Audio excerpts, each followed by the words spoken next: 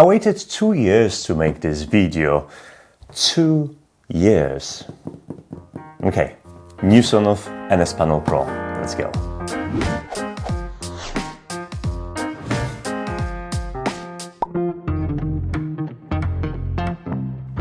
Hey guys, I think smart panels are pretty awesome, and soon enough every single household gonna have one of these installed on a wall. Now, while we're getting there, let's talk about the options right now that we have, because Sonoff has released a new smart panel, the NSPanel Pro. Wait a minute, there was an NSPanel Pro 2 years ago, which I covered, and I wasn't entirely satisfied with it, to put it very mildly. But we have this. This is NSPanel Pro as well, but it has a 120 number in the model, which indicates, yes, you guessed it, the height in millimeters of this panel, because as you can see, this is a vertical and this is a square one, which was 86 millimeters square. So that is the most striking difference between those two panels, but this is not the only difference. But I'm here to answer one question: whether Sonoff did it right this time, or am I going to still complain about the release of unfinished product and features that are simple, not present at launch? Let's find out. Technically, this is a third generation panel. We have NSPanel, we have NSPanel Pro, and now we have NSPanel Pro. It's the same name, it's just a different form factor, but it isn't the same device. The hardware inside is slightly different. I'm going to cover that, so don't worry about it. On the surface, it's exactly the same design principle. It's a touchscreen interface that you can mount on the wall and control your eWeLink smart home. Just like original NSPanel Pro, it comes with a touch interface. This is a 4.7 this time around LCD display that sports resolution of 750 by 1335. No, sorry, 1334 pixels. And it brings the Zigbee 3.0 hub, eWeLink remote connectivity, Wi-Fi, although it's only 2.4 GHz bandwidth, and a couple of sensors, including speaker, microphone, and luminosity or brightness sensor to detect the environment around it and wake up the panel when needed. While this one is naked, I have mine mounted with a cradle that they also provided me, so now you can buy the cradle separately and you can mount the panels on the desk like this. It's pretty handy, and this cradle accommodates for the 120mm design, although granted it's slightly leaving a little bit of lip on each side, but it also fits with the older design 86mm square. Now if you want to fit it into the wall, first of all your requirement is that you have to have a live and neutral present in your wall. That's how they work. Now, in terms of how much space they take, the backing is exactly the same as the original NSPanel Pro. So we have 25mm of depth and 45 by 45mm of space required to fit this in. Unfortunately, just like on the previous Pro version, it doesn't come with internal relay built in, which is slightly disappointing because these relays were present on the original NSPanel. So this means that if you're going to replace an existing wall switch that turns on the light like this, you'll have to figure out a solution how to do this. And for that, I can either recommend you something from a Zigbee series, like Sonoff Zigbee Mini, which you can click on and watch review about this, or go for something that supports eWeLink remote instead. Now, this is slated for $110, the retail price, which is quite expensive. However, you can get it right now at a significant discount, almost half the price. And there are additional discounts available if you're ordering more than one panel. And I'll tell you in a second why you should consider this as well. But before you pull the trigger and start ordering, you probably want to know, what is the difference between NSPanel Pro and NSPanel Pro? There is one difference, which is enabled by a newer hardware. NSPanel Pro 120mm will support Matter, while the previous one probably not necessarily. I don't know yet. It doesn't support right now, but the new one will.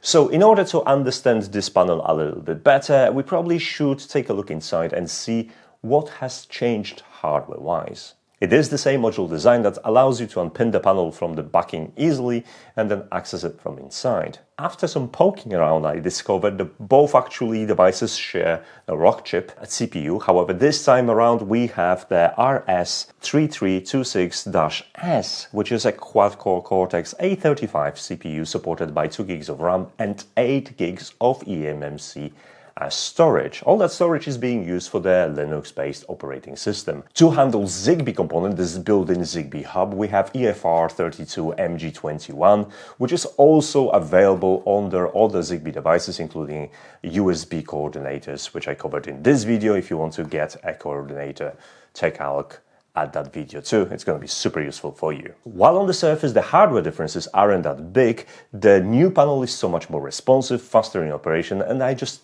like the feel of it. It definitely helps to have a nicer display which has more pixels, and it benefits in overall how it's being presented to a user. Before I tell you to jump into the description, start clicking on the links and ordering several of these panels, I probably should answer one question: whether it's actually worth it. Well, the question is, it depends really, because one of the things that I discovered that these panels are very much alike.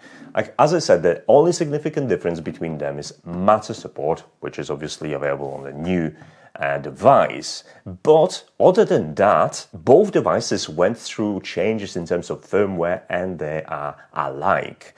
Which brings me to a first conclusion. If you already have NSPanel Pro, the old one, stuck in your drawer, gathering dust because you were upset at the launch at how many features were missing, it's time to take it out and update it. I did that and I was really impressed with the changes that we have now in the panel, and honestly, I wish we had it from the start. So what's new and why you should dig out the original NSPanel Pro? Well, we have something that is called Rubik framework. And that replaces the cast framework that you used to use to organize your screens and modify them and edit everything on the panel to make it visually appealing to you. Now it's called Rubik, which makes more sense because Rubik's Cube, different faces and different grids, and that seems to be the design principle there. Besides, the cast was such a bad name considering that we have a Google Cast and that relates to casting a screen somewhere else, right? So Rubik's it is. This framework allows you to use your phone to customize your panel to your liking, but some customization options are also available through the panel itself, including themes, colors, and organizing the devices and adding the devices directly from the panel. But we have new panels to play with, and I'm going to just cover some of these changes so you would know exactly what to expect. First thing that I've noticed that the screens that you can add to a panel are more interactive. Different devices connected to the Sonoff panel will display different information. They'll notify you on changes as well, and they will basically provide you all the information at a glance without actually getting into a device card to get that information. The firmware still retains the security suite, so if you have different sensors connected, like contact sensors and motion sensors from Sonoff, which I covered in the video there in the corner, then you can create your own alarm system that's going to be driven by this panel. That will support also feeds from CCTV. Now, if you have cameras that support our I can't even remember. It's real-time streaming protocol, RTSP. If your CCTV camera supports RTSP, you'll be able to add them to it, and if your camera is equipped with microphone and speaker, have two-way conversation with whoever is on the other way. Obviously, this panel doesn't come with a camera built in, so you won't be able to project your face on another device. But if you have multiple panels like this, you will be able to have a voice call between two units, and they will act as an intercom. But that isn't the only reason why you should have multiple units, because there are changes to how this acts as a Zigbee hub. Now, this is a Zigbee 3.0 hub, meaning that you will be able to add the latest Sonoff Zigbee devices to it and enjoy it as a Zigbee coordinator. However, if you already have all the panels, or if you have multiple panels, you have the option to change the role of the panel from coordinator to the router.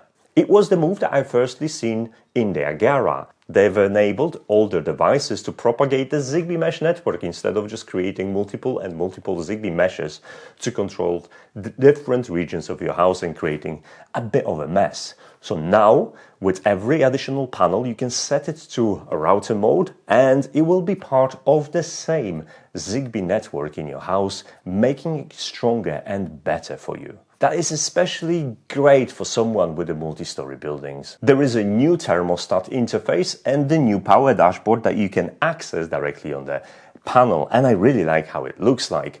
Now, let's start with the thermostat. Because there is no temperature sensor inside, you'll have to hook up one of the external temperature sensors from Sonoff. So you can probably use something like a Zigbee sensor or something connected to a relay like a ITEAD and obtain the temperature from that, and that's going to be your temperature driving your thermostat. Now, in order to control your heating or AC, because both modes are supported, you'll need to link another relay from EOLink ecosystem that controls your heating device.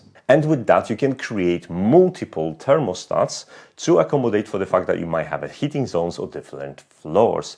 That is very useful indeed. But one of the things I discovered is missing. The thermostat isn't actually presented in the automation panel or scenes panel where you can develop all your additional automations in the EOLink app. Another thing that I really like is the power dashboard. It allows you to add selected devices from EOLink ecosystem like Sonoff Elite POW that report energy consumption and create graphs for energy consumptions so you would have an idea how much electricity you're using. It's nice, but it comes with the same restrictions as the EOLink account, meaning that there will average consumption over 1 hour and you won't be able to get more detailed data about that. On the plus side, you can configure how many devices are contributing to that dashboard to only monitor the devices you need. Unfortunately, you cannot create multiple dashboards just like with a thermostats, so you will have to have multiple Sonoff panels for that if you're interested in it. I also wish they've added option to add the price for electricity so you could receive information in monetary value. So instead of knowing how many kilowatts you've used, I think it makes more sense to actually see how much you spend. So if they add this, I'll be very happy, especially if they're going to support multiple tariffs. Another thing that I'm super excited about are the web pages screen. And I know what you're thinking, what's so exciting about opening NotEnoughTECH on the smart panel like this? You can do it on the phone, right? But there are other use cases of that. Now I can load the URL of my Node-RED dashboard and have my dashboard displayed on NSPanel Pro without any hacking. And it's going to be interactive. I'll be able to switch things on and off directly from that website because it supports proper web browser. And that enables me to do things that, well, are just unlimited. And when you think about it, what you're actually adding is a URL. That URL can be a REST call to your server, triggering another automation as well. Obviously, it's not going to be as pretty as pressing a button and getting a feedback, but in a pinch, if you want to integrate something very quickly into NSPanel Pro, now you can by entering the URL pointing to the server with a trigger in mind. Nice. I think I've covered the most important information about the launch of NSPanel Pro 120, and I hope this will give you opportunity to take out the original panel, update it, and actually start using it in a more meaningful way, because finally I can start recommending Sonoff NS panels. So big shout out to the idea of actually sticking to the guns and working on it, even though it took them 2 years. I'm finally happy that we are here and we have usable devices that we can put on the wall and start using them. But if you're interested in even more smart panels, I have a video coming up very soon about another smart panel, so stay tuned. And how do you stay tuned? Well, I do not have any schedule, so if you want to never miss on my next video, you know how YouTube works. There's a couple of social media links down below for you to follow and start a conversation with me if you want to. Thanks so much for watching, and I'll see you next video. Take care. Bye.